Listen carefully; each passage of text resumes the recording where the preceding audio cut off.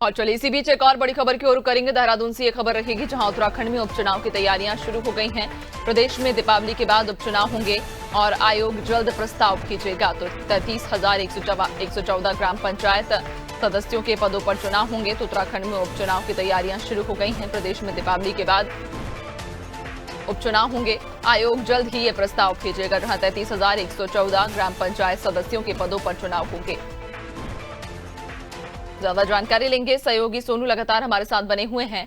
सोनू, उत्तराखंड में उपचुनाव की तैयारियां अब तेज हो गई है। कहा जा रहा है कि दिवाली के बाद उपचुनाव संभव है।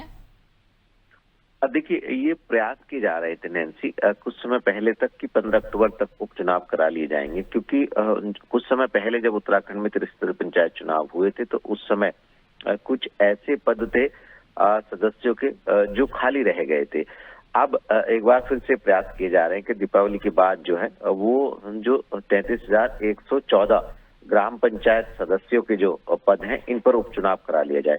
विभागीय स्तर से भी इसका एक प्रारूप तैयार कर लिया गया है और जो राज्य निर्वाचन आयोग है जिसने चुनाव कराना है ये सभी सदस्यों का उपचुनाव, वो भी इसकी कवायद में जुटा है। चूंकि जब त्रिस्तरीय पंचायत चुनाव हुए थे, जिन पदों पर नामांकन हुए थे, जिन पदों पर चुनाव हो सके वो हुए, और अब जो पद खाली रह गए थे उसको पूरा कराने के लिए उपचुनाव की तैयारी शुरू हो गई है।